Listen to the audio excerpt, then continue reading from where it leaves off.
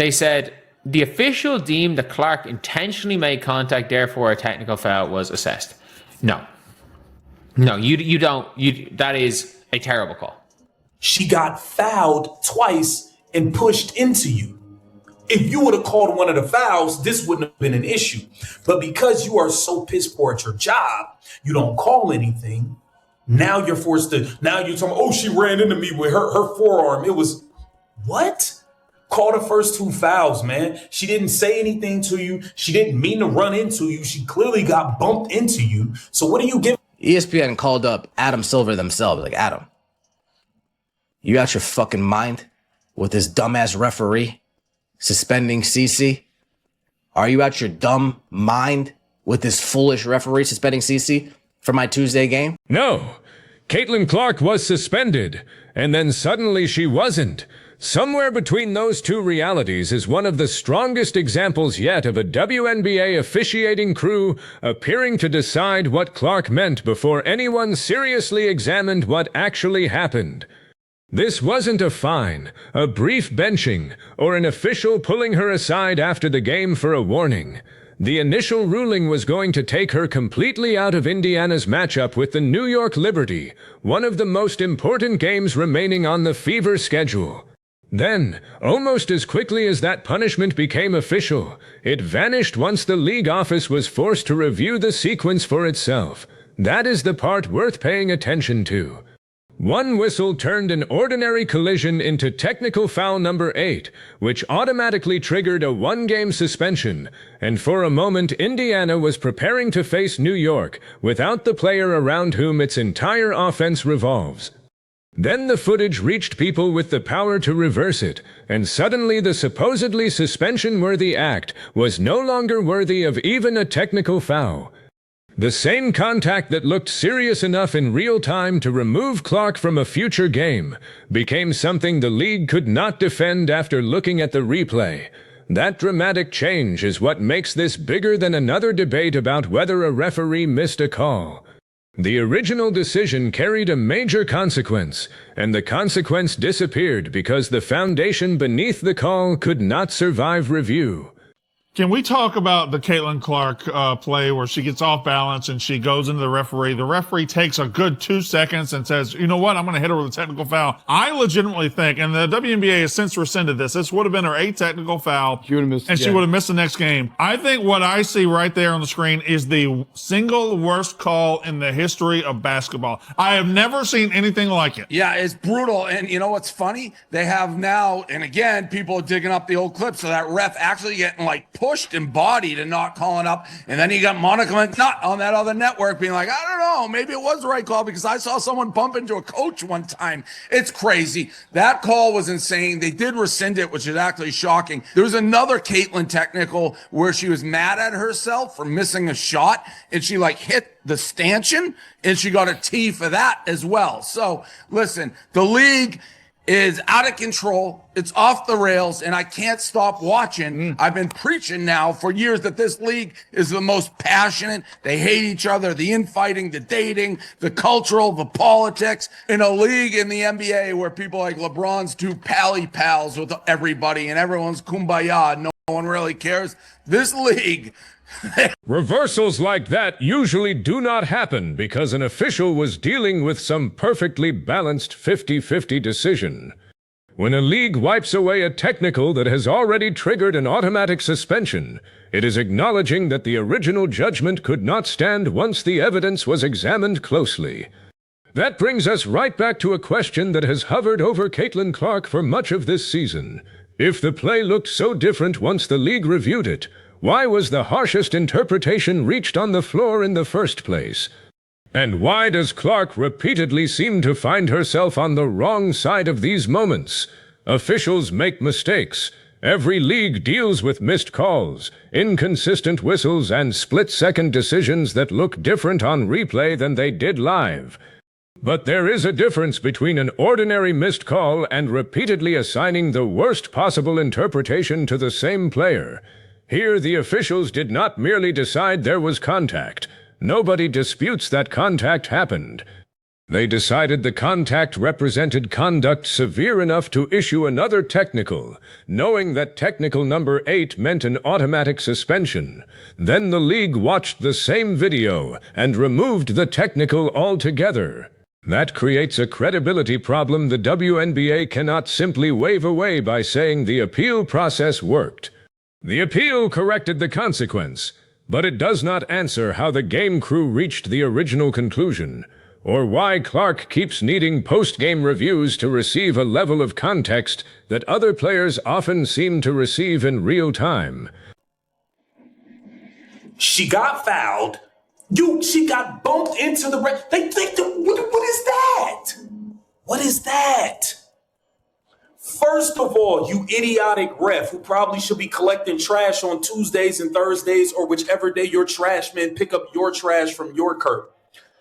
First of all, if you would have called the first foul or the second foul, because she got bumped twice on that drive, which sent her into the baseline, which forced her to run into you.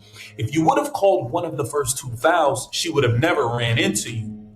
Look carefully at the sequence that created all of this. Clark is moving at speed while pursuing a loose ball, gets knocked away from her original path, tries to recover near the boundary, and has almost no space available to shut down her momentum. Her body carries her toward the official, and contact happens because physics does not give a player sprinting and off balance an instant emergency brake. There is no clear movement showing Clark hunting for an official. There is no obvious decision to initiate a confrontation. Slow the footage down, replay it from another angle, or watch the entire sequence at normal speed, and the basic story remains the same. A basketball player moving quickly loses the room required to stop and collides with somebody standing in her path. That type of accidental contact is hardly some unheard of event in professional basketball. Players run through photographers, stumble into benches, crash toward courtside spectators, and occasionally bump officials because a basketball court is crowded and bodies are moving rapidly in every direction. Normally, context matters, momentum matters, intent matters. Yet this particular collision was immediately transformed into Clark's 8th technical foul, and because league rules attach an automatic 1-game suspension to that threshold, an ordinary moment of uncontrolled momentum suddenly carried one of the biggest penalties available for accumulated conduct. That is an enormous leap from what the replay actually showed.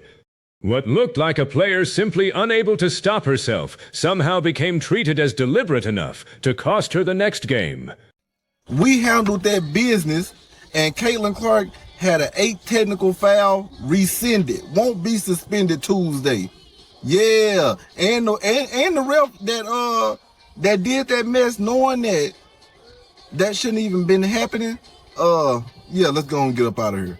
I don't know if referees get licensed or what they get, but let's revoke them. Because at this point, all conspiracy theorists and people that say certain things look to be correct, because there's no way any human being with a brain in you don't even gotta be the smartest, just at least have a brain in your head, know that shouldn't have been a technical. So they either look like you against her or they look like you're gambling. That is where the situation becomes difficult to dismiss as just another referee mistake. Wrong calls happen every night in every sport, and nobody expects officials to be perfect. The troubling part is how quickly the interpretation moved toward intent when Caitlin Clark was involved. There was no obvious shove after the play ended. She did not lower her shoulder and drive through the official. She did not alter her path in a way that clearly suggested she wanted contact. She was already moving, already off balance, and already running out of court. Yet the whistle effectively treated the collision as though Clark had made a conscious decision to create it. Think about how much assumption is required to reach that conclusion. Officials were not simply judging where her body went, they were judging why it went there. They assigned intention to a player whose movement could be explained far more naturally by momentum. And because it was technical number 8, that interpretation did not stay confined to one possession. It immediately affected the next game as well. That is why the league's later reversal matters so much. The review did not merely reduce the penalty or acknowledge a small procedural mistake, it erased the technical. In other words, once the sequence was examined outside the emotion and speed of the game, the league could not justify leaving the call on Clark's record. The system eventually corrected the result, But the correction also exposes how aggressively the original crew interpreted something that looked accidental from the beginning. Caitlin Clark telling Holly Rowe, I'll see you on Tuesday and I'll be playing, is absolutely crazy. But she's right. I mean, and I said in my live, I'm like, it's going to be rescinded. I'm pretty confident it's going to be rescinded. But Caitlin Clark called that shot. She said, I'll see you on Tuesday. Because, of course, Holly asked her about it right after the game. She's like, yeah, it was unintentional contact. I didn't even say anything to her. I said nothing. Clark's reaction afterward was almost as revealing as the play itself. A player who believes she has just been unfairly handed a suspension might be expected to explode, argue with reporters, criticize the officials, or show obvious anger. Clark did almost none of that. She calmly explained that she had no intention of making contact, said there had been no exchange between herself and the official that would suggest some confrontation was brewing, and noted that she had already watched the replay before reporters even questioned her about it. She had seen the tape and still could not identify anything she believed deserved a suspension. What stood out was how unsurprised she seemed. There was no theatrical outrage, just a matter-of-fact explanation, followed by the appeal process. That calmness can be read in more than one way, but after everything that has happened this season, it is hard not to see a player becoming accustomed to the idea that arguing with officials in the moment rarely improves anything for her. Clark has spent months learning exactly how quickly her reactions can become the story. If she yells, that becomes the focus. If she claps, someone may interpret it as taunting. If she complains after taking contact, the discussion suddenly shifts from the missed foul to her response. So this time, she largely removed emotion from the equation and let the replay make the argument. The footage became her defense because engaging further with the officiating crew may have felt pointless. She makes contact after kind of like stumbling a little bit, throwing the ball in, and she makes contact with the ref. The ref assesses Caitlin Clark with a technical, which some would be like, okay, not the biggest of deals. Maybe, go back and try to argue, whatever. But it was number 8, which makes number 8 be the one that will suspend her for the next game. Caitlin told Holly rather confidently, I'll see you on Tuesday. That was the fastest rescinded technical I've ever seen. Oh, I went to It was like an ESPN. hour after. It was like technical, and then as soon as I was like technical rescinded right underneath, I was like, yeah, I think they got it right too. I don't think that there was any intention. Listen, I'm on her side on this one. Take a moment and consider how strange that level of resignation is. When professional athletes receive punishments they genuinely think are undeserved, frustration usually shows somewhere. They challenge the decision, make their displeasure obvious, or at least sound irritated when discussing it afterward.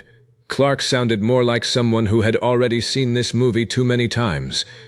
She knew there was an appeal available, new cameras had captured the contact, and seemed content to allow those images to determine what happened next. That posture suggests a player who understands that escalating a disagreement with an official can create even more risk than the original call.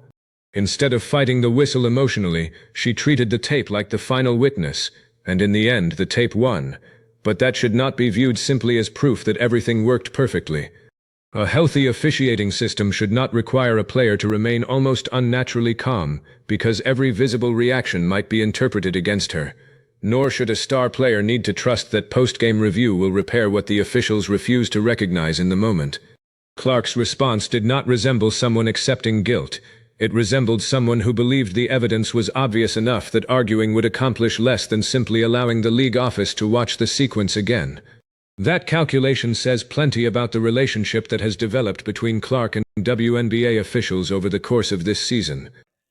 Yeah, she intentionally seeked out the official. You were backwards to them. Did you even know they were there in that moment? And through the forearm. That too. Did you know they were there? No. Did they give you really bad. a different explanation of any kind? No, that's Gave what I us was the told. same That's what I explanation. was told. What Yeah. was your tech for the argument? My tech was for saying that, even though I heard the F-bomb the whole game. My tech was for saying that. Like that's a bad call. That's a bad call. Incidental contact when you're flying out of control, like on it. And I thought her teammates should have come up and talked to her about that as well. Like I think that's really bad. That happens all the time in the game. Officials have to have some awareness in those moments, and it didn't happen. I presume you plan to appeal that one? Yes. It's already appealed. I just hope the league makes the right decision. Hopefully I can play on Tuesday. Wednesday, whatever that is.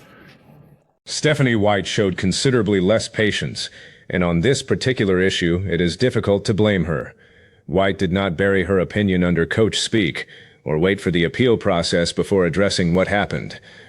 She called the technical a bad call and described the contact as incidental, explaining that Clark was moving out of control and could not physically stop herself before reaching the official. That matters because coaches usually understand the financial and disciplinary risk that comes with directly criticizing officiating. They often choose careful language, especially when a formal review is still possible. White did the opposite. She made her position unmistakable before the league office had ruled, which suggested the Fever believed the evidence was so clear that there was little benefit in pretending otherwise. This was not merely a coach automatically defending her star, because that is part of the job. White has watched Indiana live through repeated arguments over how Clark is officiated, and eventually a team reaches the point where silence begins to feel more damaging than speaking openly. When a head coach is willing to publicly say the game crew got something wrong immediately after it happens, that indicates frustration extending far beyond one possession.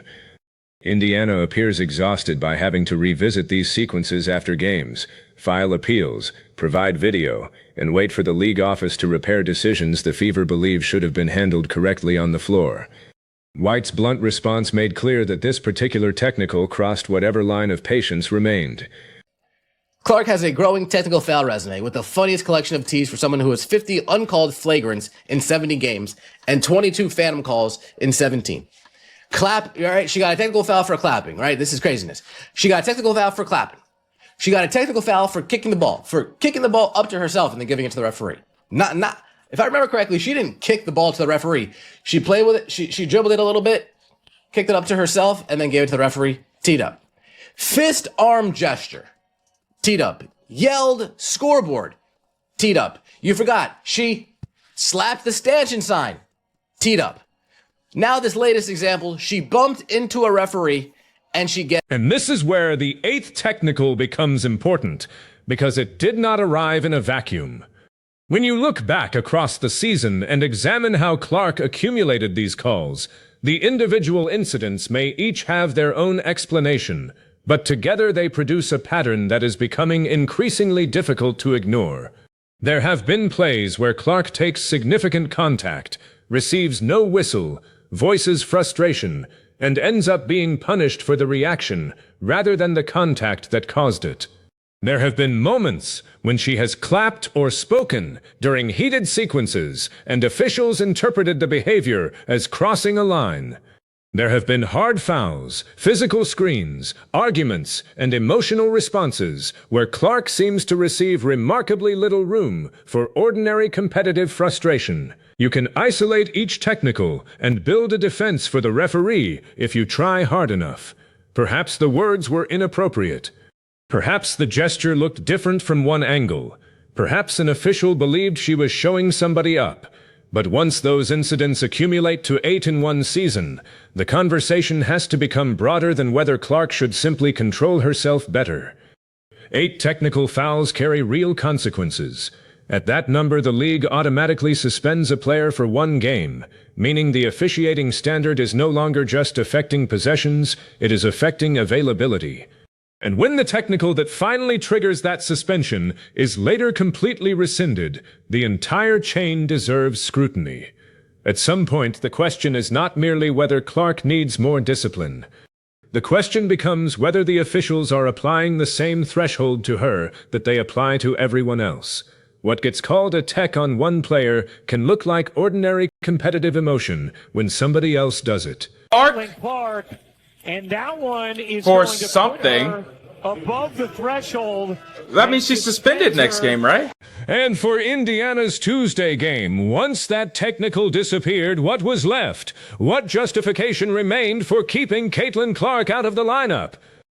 If the league itself concluded the 8th technical should never have been assessed, then the automatic suspension built on that technical had no foundation either. That is why the reversal was so important. Indiana was not asking for special treatment or requesting the league ignore an established rule. The Fever were arguing that the rule should never have been triggered because the underlying call was incorrect. Once the technical vanished, so did everything attached to it.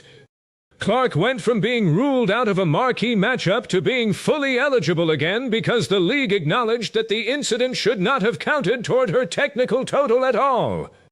And once you reach that point, the obvious question becomes unavoidable. What exactly did the officials think they saw in real time that disappeared so completely once the league office reviewed the same footage? Had been focused. What in the world? What is going on? To avoid getting that next I'm so technical. lost. Did they just give Stephanie White a tag? Stephanie White gets one as What well. is happening? Falling. So Caitlin was passes. frustrated that she did not have a foul. Kind called of on touched the ref, defender. I guess, but did she say something? And then it's the other end of the floor where she says Okay. something to the Is she official. out for the rest of this game or just next game or what? So she clearly falls. was a foul, was not called. So she thinks she hit her? Oh. Now compare the way Clark is treated with the freedom other players appear to receive during heated moments around the league. WNBA games are physical. Players complain, bark at officials, argue calls, get into one another's space, show frustration, and play emotionally because that is part of professional basketball. None of those behaviors automatically produce a technical every time they happen. The concern with Clark is that officials sometimes appear to focus more closely on her reaction than on whatever created that reaction. She gets knocked down without receiving a whistle, responds verbally or physically to the missed call, and suddenly her response becomes the punishable event. That approach can invert the entire sequence. The initial contact disappears from the conversation, while Clark's frustration becomes the headline. When similar behavior by two different players repeatedly produces different outcomes, eventually coincidence becomes less convincing as an explanation. Nobody needs to claim that every official enters a game with some deliberate agenda against her to recognize that an uneven standard can develop. Referees are human. Reputations form. Expectations form. Once officials begin anticipating that a certain player will complain or react, they can become quicker to notice and punish that player's behavior. That is exactly why leagues need strong oversight. When the same athlete repeatedly ends up on the wrong side of subjective calls, the burden increasingly shifts toward the league to explain why the pattern exists, rather than simply telling fans they are imagining it. Want little Miss Tim Donaghy investigated right now. You're a referee. Why are you not refereeing? What are you looking at? How do you not see Caitlin Clark get bumped and rolled and then bump into you because she got bumped? How do you not see that? And then the first thing you do is not even understand the situation. You say, hey, I understand that Caitlin Clark has the 7 technical. As a referee, you should know that because she's a mainstay in the league who brings a lot of popularity, a lot of fans, a lot of revenue to the league. So you want to be a little bit careful when you give her 8 technical because she's going to be suspended for it. But not this referee. So I need her investigated because why? Because I also noticed Caitlin Clark was getting grabbed and pushed to the ground a lot in the third and fourth quarter, and some of them resulted in turnovers. I'm not going to blame it all on the referee, but I did notice it, and there were no calls. So now I'm thinking about this referee and her quick whistle to say, hey, let's give Caitlin Clark this technical in this game, and I'm saying, little Miss Tim Donaghy might be onto something, but whatever. Let's dive into this game, man. The audience sees the pattern too, which explains why the reaction to the suspension was anger rather than confusion. This was not some meaningless technical buried late in a game nobody cared about. The ruling was going to remove the WNBA's biggest attraction from a major matchup against the New York Liberty because of contact that looked accidental to an enormous number of people watching the footage.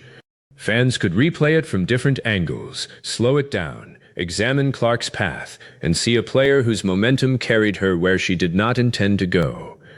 The officials on the floor reached a different conclusion, and because this was technical number 8, their decision immediately became national news. That magnified everything.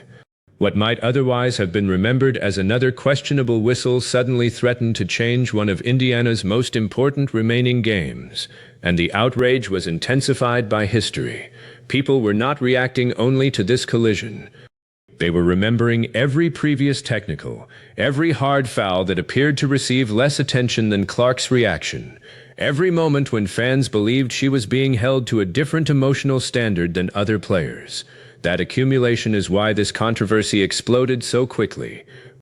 The WNBA has allowed distrust around Clark's officiating to grow throughout the season, and once trust deteriorates, even an ordinary mistake becomes evidence in a much larger case.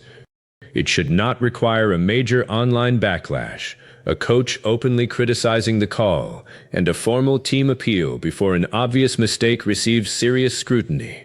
The league should want an officiating culture that gets these situations right before they become national controversies, not one that repeatedly repairs the damage afterward, only when the noise becomes impossible to ignore. Telling Holly Rowe, I'll see you on Tuesday and I'll be playing, is absolutely crazy, but she's right. I mean, and I said in my live, I'm like, it's going to be rescinded. I'm pretty confident it's going to be rescinded. But Caitlin Clark called that shot. She said, I'll see you on Tuesday. Because, of course, Holly asked her about it right after the game. She's like, yeah, it was unintentional contact. I didn't even say anything to her. I said nothing. So, as expected, Caitlin Clark's 8th technical foul, which would have made her a 1-game suspension and would have made her ineligible to play on Tuesday against the New York Liberty, has been rescinded. She's still at 7. She gets to play on Tuesday against the Liberty. Because you could tell it wasn't intentional. Like, yeah, she made contact with the ref, but, like, she kind of fell into her. And you guys know I'm going to call a spade all the time, even to my own detriment sometimes. That 8th technical by Caitlin was not warranted, and this rescinded technical is the right call. Indiana, to its credit, did not simply accept the suspension and move forward. The Fever moved quickly with an appeal, something they have become far too familiar with doing this season. They had everything required to make the case. Video of the contact, Clark's explanation that nothing intentional occurred, and Stephanie White publicly stating that the play was incidental and the technical was wrong. From a common-sense standpoint, the argument looked straightforward. But technical fouls are not overturned casually. Across a season with well over 100 technicals assessed, only a relatively small number are typically removed after review. Officials are generally given considerable deference because the league does not want every emotional disagreement transformed into a successful appeal. That makes what happened here even more revealing. Indiana needed the league to decide not merely that the punishment was too harsh, but that the technical itself should disappear. And it did. The process worked in this instance, but the difficulty of getting technicals rescinded raises another issue.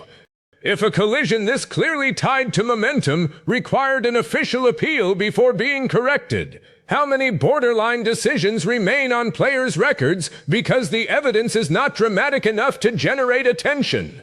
Appeals are supposed to function as a safeguard, not as a routine second layer of officiating that teams need because they cannot trust certain judgments made during games.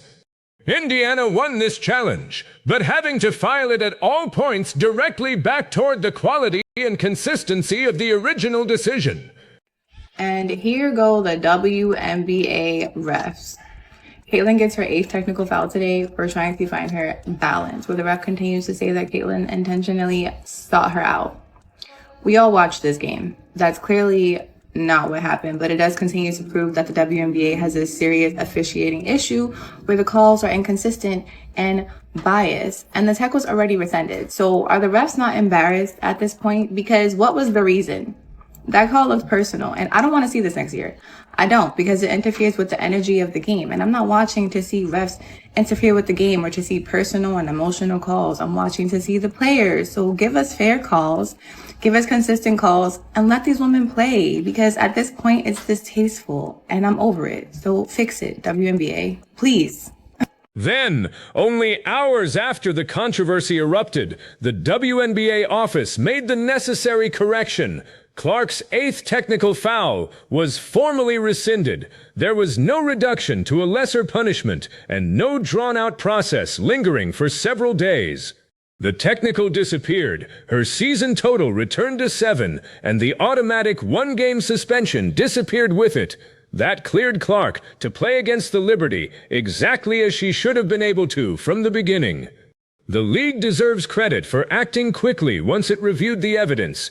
It could have allowed the appeal to drag on, especially knowing that reversing a suspension involving its biggest star would immediately create accusations from some corners that Clark was receiving preferential treatment.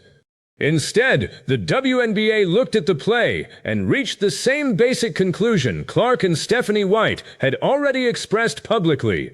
The contact did not justify the technical. But the speed and certainty of the reversal create another uncomfortable question. If the mistake was so easy to identify during review, why was the original ruling so severe? The rescission should not be treated as proof that the officiating system ultimately succeeded. It is also evidence that the game officials initially failed. They assigned a technical in real time. That technical triggered a suspension, and the league later determined it should not have existed at all. That sequence happened to the same player who has already accumulated a remarkable number of technicals this season. The suspension disappearing is good for Clark and good for Indiana, but the reversal does not erase what created the controversy. If anything, it validates the concern that officials have sometimes been too eager to interpret Clark's actions negatively. A corrected mistake remains a mistake, and when similar disputes repeatedly involve the same player, the pattern deserves more attention than the final appeal result. Caitlin Clark's 8th technical immediately rescinded by the league because this goofy-ass, dumbass, hating-ass ref was just looking for a reason. Eventually, the WNBA has to confront the question of why these situations appear to follow Clark more frequently than they follow most players around her. Why does the grace normally extended to stars during emotional moments seem less reliable when Clark is involved? Why does Indiana repeatedly find itself gathering footage, making public arguments, and asking the league to revisit officiating decisions after the fact? The answer does not necessarily require some organized conspiracy among referees.